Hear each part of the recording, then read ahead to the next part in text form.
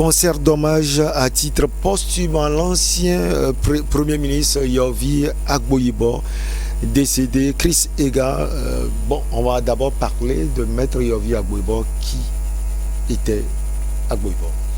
Mais Agboibo, je crois que c'est un personnage qui a été à un moment donné au centre de l'échiquier politique togolais, mais avant on le connaissait déjà comme un grand défenseur de l'homme, et avant même cela, il était connu comme un grand avocat, parce que Agboibo, ce qui le caractérise le mieux, c'est sa position par rapport au droit, et c'est par rapport au droit qu'on l'a connu d'abord en tant que quelqu'un qui a défendu un certain nombre de Togolais dans un certain nombre de situations embarrassantes, et il est monté crescendo pour occuper une place sur l'échiquier des droits de l'homme d'abord, et ensuite sur l'échiquier politique. C'est un personnage qu'on a très bien connu, parce que c'est quelqu'un qui est jovial, qui vous reçoit, qui vous dit ce qu'il pense, mais en prenant du gant. C'est ainsi qu'on l'a vu dans ses rapports, on l'a connu dans ses rapports avec le président Eyadema, quelqu'un qui pouvait aller dire ce qu'il pense au président Eyadema, mais qui a une façon de parler, qui a une façon d'aborder les sujets qui ne le met pas en porte-à-faux avec ses contradicteurs. C'est un bon débatteur, quelqu'un qui aime la contradiction, et dans le livre qu'il a écrit d'ailleurs, Mon combat, un livre que on avait lu et que j'avais commenté abondamment à l'époque où il prodigue en plus de faire la pression d'ajouter le dialogue. C'est-à-dire, il estime que c'est quelqu'un qui est très modéré politiquement, qui est très modéré, qui n'est pas un contestateur va-t-en-guerre, qui estime qu'au moment même où vous êtes en train de faire la pression sur votre contradicteur, du point de vue politique, je veux dire, il faut aussi ouvrir la porte au dialogue, de telle sorte à ce que vous puissiez trouver une zone d'entente qui vous permet d'échanger. Il n'est pas radical.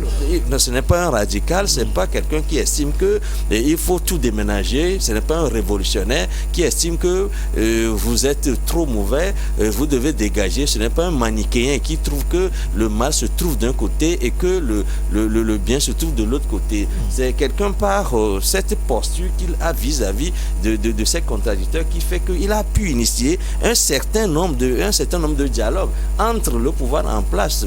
Entre-temps, c'était le pouvoir d'Eyadema. Aujourd'hui, avec le président Faure, vous avez constaté surtout que le peuple lui a rendu, parce que c'est la seule organisation politique, le CAR, qui en son temps a eu, je crois en 94, 37 députés. Il devait faire alliance avec le parti charnière, de qui vous savez, paix à son âme, M. Edem Kodjo, qui avait 7 députés, je crois à l'époque, où à deux, ils pouvaient faire une majorité, mais ils ne se sont pas entendus. Le président Eyadema avait été plus malin, en donnant le premier ministre à Edem Kodjo, parce qu'à Edem Kodjo, on devait donner au président de l'Assemblée, Agboibo dit non, mais il a la majorité, ce n'est pas à quelqu'un d'autre qui n'a pas la majorité de lui donner une place au soleil. Je crois qu'Agboibo, c'est un personnage haut en couleur, et vous avez constaté aussi que de 37 députés, il est arrivé,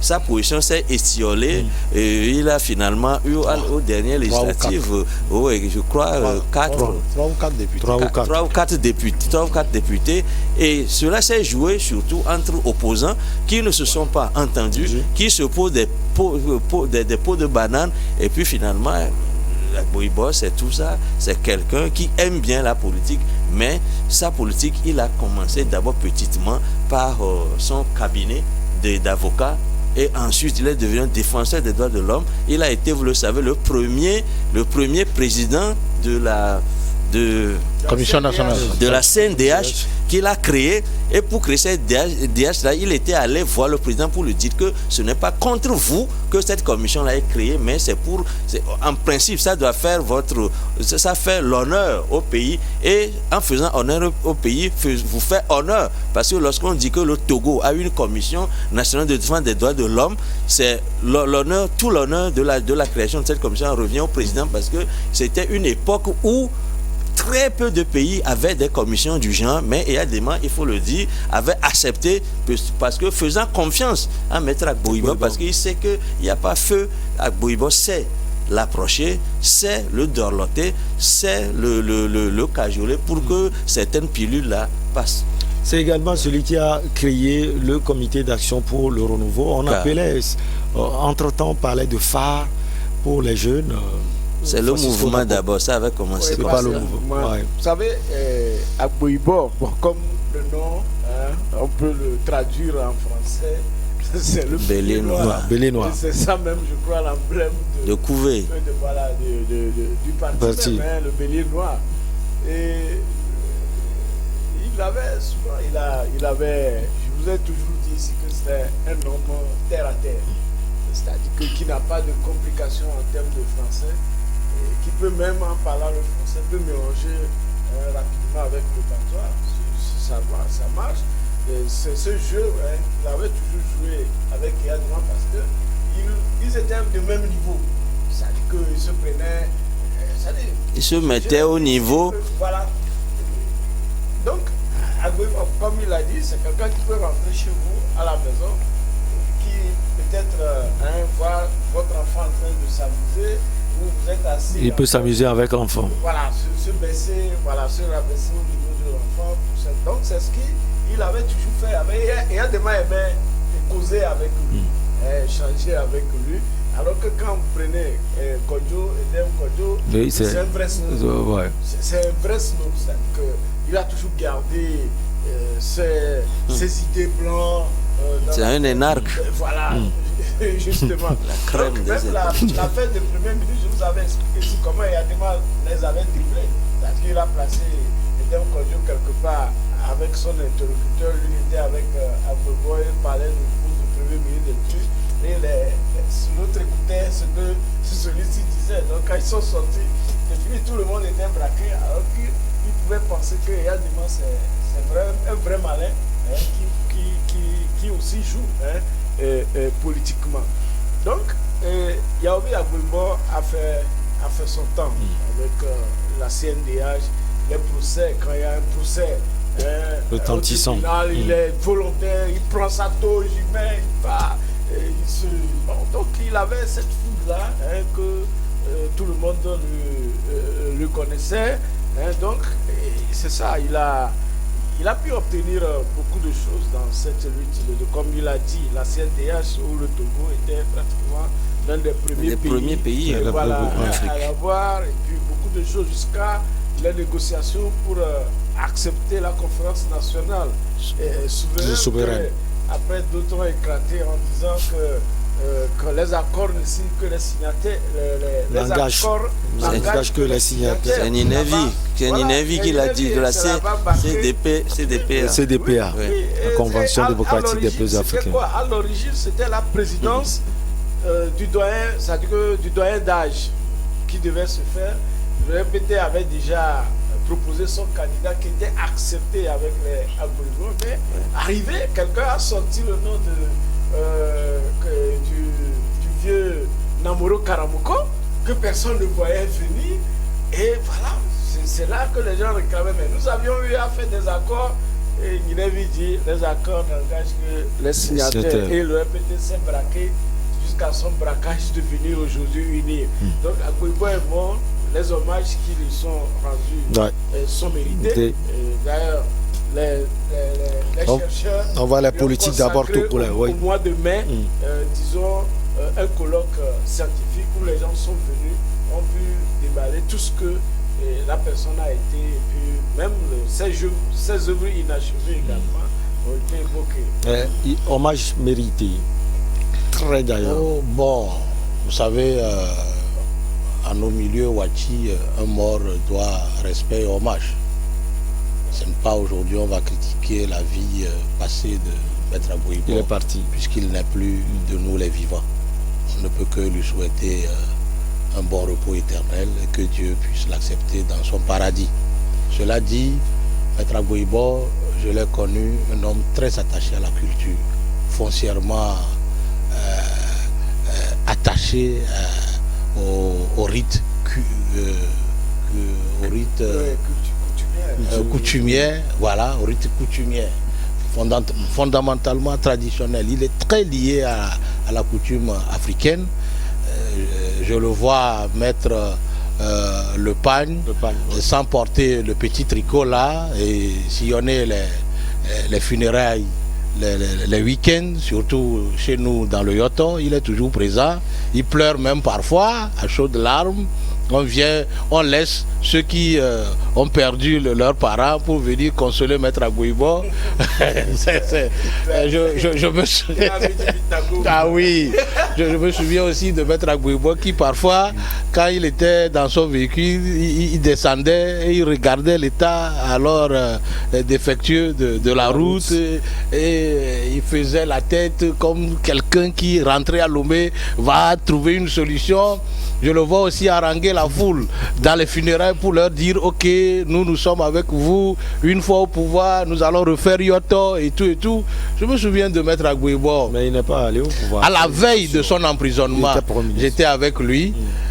Il m'a appelé pour me dire est-ce que vraiment j'irai en prison? J'ai dit Maître Agboibo, vous irez en prison parce que Agboibo Kodjo ne veut qu'une seule chose, vous retrouver en prison. Il m'a dit à côté, mais c'est dur, hein? J'ai dit non. Mais il m'a dit, j'ai planté mon cœur quelque part. Il faut planter son cœur quelque part. J'ai planté mon cœur quelque part. J'irai, mais je reviendrai. Et donc, on s'est retrouvés à Paris après sa sortie de prison. On avait causé. Et j'ai retrouvé aussi Maître Agboibo, un animal politique. Mais, comme l'a dit mon grand frère Chris, qui n'est pas radical. L'opposition togolaise aurait suivi Maître Agboibo. On aurait peut-être un autre cas de figure de ce qui se passe aujourd'hui, puisque c'est quelqu'un qui aime la conciliation, il aime le dialogue, trouver des solutions qui arrangent tout le monde. Il avait même voulu un dialogue national à la place de la conférence nationale. Nous avons vu Maître Agboibo qui a été très insulté à la conférence nationale par les soi-disant intellectuels qui le traitaient de non-intellectuel, qui n'avait pas de grand diplôme. À l'époque de France. Voilà, revenu à l'époque de France, qui le traitait de ne pas connaître trop papier. On a vu Maître Agboibo, au lieu, lui qui a facilité le retour des exilés politiques dans le temps, lui qui a facilité leur retour, ces mêmes personnes se sont retournées contre lui, et ce qui a fait que le code 2 avait eu 2 têtes ou 3 têtes, celui de Edem Kodjo et Agboibo, qui finalement a eu 9,4% à l'élection présidentielle contre Yadema et 37 députés. On a vu Maître Agboibo très attaché à la primature et laissant alors lui échapper la présidente de l'Assemblée nationale. Or, s'il avait pris un peu de recul pour prendre l'Assemblée nationale, peut-être qu'en 1998, il pouvait titiller Gnassingbé Yadema lors de ces élections-là présidentielles, mais il ne l'avait pas fait. Mais bon, Dieu a fait qu'il a été Premier ministre sans pour autant changer grand-chose. On a vu Maître Agboibo soutenir Douglas Agbelenko et Logo de Souvi dans le temps où les étudiants ont chanté pour la première fois le Salut à toi, et avec tout ce qui ont découlé par la suite. Nous avons vu Maître Agboibo sur plusieurs sentiers. C'est quelqu'un qui est très cynique dans la défense, que ce soit au Togo ou ailleurs. Et nous aurons souhaité que Maître Agboibo puisse être positivement copié par la jeunesse, surtout dans son travail. Maître Agboibo a formé beaucoup de juristes au Togo. D'autres ont passé par son cabinet, qui sont même des financiers, mais d'autres ont passé par le cabinet d'Agboibo pour avoir la main avant de gagner leur poste par après. Donc c'est un honneur, c'est tout un honneur pour Yoto, pour le Togo, d'avoir un brave juriste comme Agboibo. Alors sur le plan togolais, on a vu des personnalités qui ont salué à titre posthume Maître Agboibo, Gilles Christo Olympio, président de l'UFC. On a également Kafu Adjamagbo. On a Maître Mohamed Tsassona Traoré qui l'a salué également. Agboibo Kodjo également. François Bokov, vous le connaissez, ancien ministre de l'Intérieur. Christian Eninam Trimoua, ministre des Droits de l'Homme. Maître Dodi Apevon également. Jean-Pierre Fabre, Djeri Tama et Pasteur Edo Komi. Les hommages pleuvent. Bien entendu, parce que c'est quelqu'un qui a joué des rôles de premier choix au Togo. Agboibo n'est pas connu seulement parce que en tant qu'avocat, mais en tant que défenseur du bien-être des Togolais. Donc c'est surtout comme ça qu'on l'a connu. Si ce n'est pas que par des faits politiques et les gens s'entre-déchirent, on l'a dit, c'est surtout ça. Il a été victime de cet état de fait où les politiques, surtout du côté de l'opposition, s'entre-déchirent. Parce qu'on voudrait voir une seule personne devant et sur ce fauteuil de devant qui n'a qu'une place, ils veulent tous s'y asseoir. Et lorsque quelqu'un le plus proche n'est pas forcément celui qui devrait avoir la chance de s'y asseoir, mais c'est peut-être celui qui est derrière, qui vient 7e ou 8e. Après, cela est corroboré avec la dissension qu'il a eue avec Edem Kodio, qui parlait de parti charnière, parce que c'est la clé, parce que pour qu'on puisse avoir une alliance et gouverner, la clé qui manquait à Agboibo, justement, c'est les 7 députés. Oui, c'est les 7 députés. Donc cela voudra dire que, vous savez, les gens ici aujourd'hui, tous ces gens-là que vous venez de citer, dont vous venez de citer les noms, si c'est à l'époque de la vie d'Agboibo, vous n'allez pas les voir dans cette unanimité, dans cette belle unanimité, dire que il est tel, parce que tout le monde veut récupérer au jeu la situation à son avantage, dire que voilà, c'est celui-là, nous l'avions aimé, mais il y a aussi les bas-coups on l'avait suivi, tous les bas-coups que les opposants se jouaient entre eux. Mais aujourd'hui, il a dit que quand vous passez de l'autre côté, quand vous mourrez, il y a les belles intentions que les gens expriment à votre endroit, soit.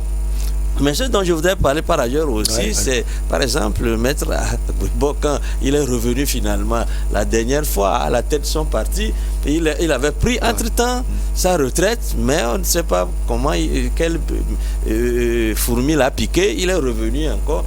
Et je crois que alors qu'il était pratiquement au soir de sa vie. C'est-à-dire, quand vous ne finissez pas d'être chef, vous êtes éreinté par cette situation de tension qui fait que lorsqu'à un certain âge, et ça, il faut qu'on le dise aux politiciens togolais, que si vous ne formez pas bien ceux qui vous suivent pour prendre votre place, vous êtes obligé de jouer toujours le premier rôle. Et en jouant ce premier rôle, il y a la tension qui l'accompagne. Vous aurez pu vivre encore un peu plus longtemps pour avoir plus de temps de transmettre votre héritage, mais lorsque vous vivez dans l'arène trop longtemps, vous mourrez peut-être un peu trop tôt. Je ne dis pas que c'est ce qui est arrivé au Bélier Noir, mais moi je n'avais pas très bien apprécié le fait qu'il soit revenu.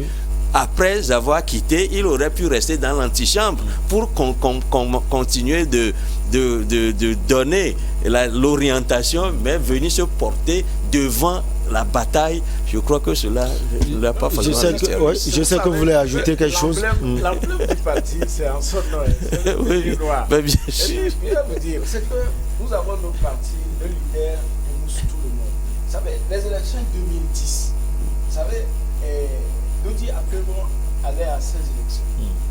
Et je me rappelle, c'était Kofi Annan qui disait à Agboibo, maître, les élections, parce que lui disait que après on va aller à ces élections 2010 pour se préparer pour 2015. Et Kofi leur disait, faites attention, les élections de 2010 là, si nous les ratons, nous rentrons dans le parti unique. Et là, après on même peut en témoigner. Et vous savez, quand on parle de ce monsieur Agboibo, je vais donner deux petits témoignages que lui-même il a raconté. C'est que quand ils avaient été séquestrés à l'époque, vous parlez des congrès. Ils sont sortis, dit en plein meeting que bon, j'étais là, et puis on m'a donné une gifle, et puis je commence par voir des étincelles. Le temps que ma figure revienne à la normale, je regarde à côté, Edem Kodio était par terre. Edem Kodio n'a jamais aimé ça. Lui, il était en train de raconter un fait banal pour ce qui s'était passé réellement. Mais son prochain n'a pas accepté que, en fait, ce qui s'est passé en coulisses, il le dise.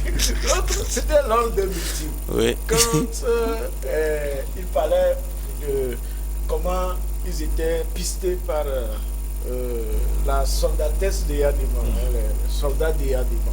Le service de renseignement. Le service de renseignement. C'est-à-dire que vous ne pouvez pas, même nous-mêmes, on est parfois suivis.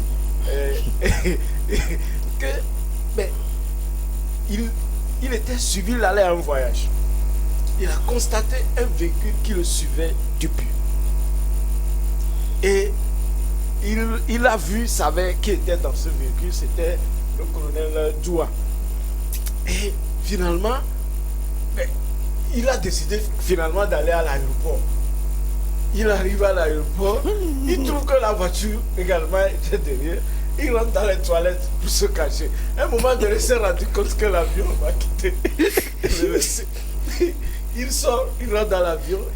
Il rentre dans l'avion, c'est toi aussi qui est assis dans l'avion. Donc, ils allaient à un même voyage. C'est pas que le gars le suivait. Le gars ne le suivait pas. C'est pas qui le suivait. Lui aussi, il allait aussi à l'aéroport. Ils allaient en Europe, à l'aéroport ensemble pour un voyage. Mais il avait peur parce que il était suivi. Donc, voilà le personnage, c'est un homme quand même. On va parler également de cet hommage. Très jovial. L'hommage de Moussa Faki Mahamat est très important. Le président de la Commission de l'Union africaine également. J'adresse ma profonde compassion au président Faure Eswazina Gnassingbé, au gouvernement et à la famille de l'ancien premier ministre Agbo-Ibor, décédé à Paris. Alors, c'est hommage. Oui, en dehors du juriste togolais qu'il était, il était aussi un grand avocat africain. Il était parmi les meilleurs avocats dans le temps.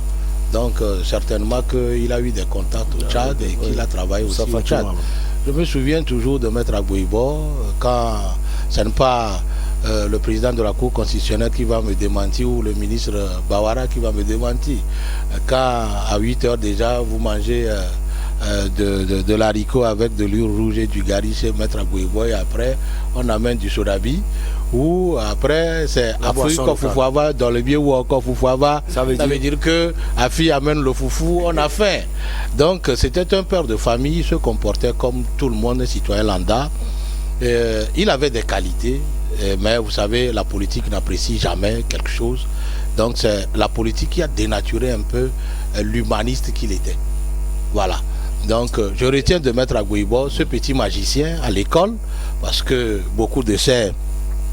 Même mon papa fut son camarade de classe, et donc il a commencé la magie très tôt, en classe de 6e déjà, il faisait la magie, il n'aimait pas se peigner, et donc et tout. Voilà. Donc Maître Agbo-Ibor n'avait pas trop d'ennemis dans la mouvance présidentielle dans le temps. Ses adversaires politiques étaient plus les opposants que le régime en place. Et c'est pourquoi, entre-temps, on le taxait d'ailleurs de pion de la majorité présidentielle. Donc, on ne peut que lui souhaiter un repos éternel. Parce qu'ils étaient tous des amis avant que la politique les éclate. Moi, je me rappelle quand on allait dans notre quartier, comment il s'appelle, au Cancé. Maître au Cancé. Oui, que chez Baka Michel, pratiquement, il était son avocat, Maître au Cancé. Est-ce que vous voyez, c'est Agbo-Ibor, on était avec les enfants, on était dans le quartier. Vous savez, même Condé, Alpha Condé, Agbo-Ibor a été son avocat. Peut-être que parce qu'il est dans le trou, sinon il aurait même envoyé, il pouvait même envoyer un mot à l'endroit de Agbo-Ibor, mais il n'est pas au courant. Même quand vous prenez Tikpi Achadam, c'est un garçon de Maître Yaovi Agbo-Ibor. Et vous allez constater quand la mouvance, quand Tikpi Achadam était sorti, je crois que Maître Agbo-Ibor faisait partie des premiers à l'appuyer en termes de soutien. Donc, voilà. Ouais, Chris Ega, j'ai eu la chance d'écouter l'ancien président de l'Assemblée nationale, lui aussi décédé, Fambari Gnatchaba, un jour, qui disait que Maître Agbo-Ibor disait que il pouvait quitter le Togo avec le trône. Avec le trône de la présidence. Ah, de la présidence. Non, c'était des rumeurs. Vous savez, dans les années 90, c'était des rumeurs qui avaient dit que Maître Agbouiba aurait disparu. Avec un fauteuil à Lomé 2 quand on voulait le tuer. Et ça avait fait un mythe, tout le monde croyait que ce fauteuil-là. Il n'a pas démenti. Il n'a pas démenti. Il n'a jamais démenti officiellement. Voilà. Vous connaissez l'affaire. En une minute. Voilà, que Agbouiba était chez Adema. Comme il aimait aussi ne pas porter de chaussures, il était chez Adema quand Adema a voulu tirer sur lui. Puis on a voulu tirer sur lui, il a disparu avec le fauteuil. Donc c'est quelque chose que lui-même il n'a jamais démenti. Maintenant, quand ils avaient été séquestrés, ils avaient été séquestrés au siège du Parlement, les militaires, on leur a dit disparaître. Les militaires lui ont demandé. Dans une toilette. Et ils l'ont enfermé dans les toilettes. Et on demandait, que comme vous savez disparaître avec le fauteuil du général, donc nous allons compter 1, 2, 3. Vous allez disparaître. On va tirer dans le WC. Et quand le militaire a commencé, il dit, je suis là. Non, mais il y a plein d'anecdotes comme cela parce que moi, Maître Agbouiba, je l'ai connu en tant que journaliste parce que vous savez, on a fait beaucoup de choses ensemble, hein, même quand ils étaient réfugiés au Bénin. Il faut aller au Bénin pour avoir les infos, travailler avec eux, tirer même les journaux là-bas pour contourner, passer par des voies détournées pour arriver à Lomé. Et ça a été une époque où le journalisme, il fallait être un peu intrépide pour le pratiquer. Mais on a tenu. Aujourd'hui, nous avons une bonne relève. On voit que la presse est toujours très vivace. Mais la presse, avec Agbouiba, ça aussi, il faut le dire, a traversé des moments très tendus. Et, vous savez, après la grève générale illimitée, ils se sont tous retrouvés au Bénin à l'époque. On y était aussi. Agbouiba était quelqu'un qui a animé cette diaspora-là, de cet ténor de la politique au Bénin, principalement à Cotonou à l'époque. Je me souviens aussi que toute l'effervescence autour de Agbouiba, on ne l'a pas vu quand de son vivant. Maurice Daoukouperé. Oui, par exemple. J'ai même regretté parce que l'Assemblée nationale même n'a pas pu faire des hommages en tant que tel à Maurice Daoukouperé, alors que le siège du Parlement, avec projet chinois, c'était à l'époque quand Daoukouperé était à l'Assemblée nationale que ça avait été négocié. Et je vous dis que ce qui a été exécuté, même c'est mal exécuté, ce n'était pas le projet. Mais Maurice Daoukouperé n'a pas eu... Je voudrais aussi finir pour dire que Maître Agbouiba était un adversaire politique dans le temps, parce que lui il était pour le cas, nous étions pour le RPT dans le temps, et on le guettait. On le guettait à chaque fois qu'il animait un meeting. Il y avait un contre-meeting qu'on organisait avec Amouzou Kodjo en Allemagne. Ah oui. Et ensuite, dans les funérailles, quand il parle politique en faveur du cas, soit c'était moi à côté ou Amouzou Kodjo qui reprenait le micro pour le détruire en même temps. Voilà, c'est juste pour faire un coucou spécial à quelqu'un qui me suit en ce moment, monsieur Dogan de Votokli, chez qui j'étais là dans la semaine, juste lui faire voilà. Voilà, je voudrais profiter pour saluer John Achokli et Komine Toku depuis Taboukou. Merci beaucoup. Merci à vous tous. On fait un coucou également à Dimas Dikodo, notre confrère. Dimas. Du courage. On est avec ça vous. Va passer. Du courage. Ça va passer. À très bientôt. Merci à vous également. On se retrouve la prochaine fois. Toujours avec le même plaisir.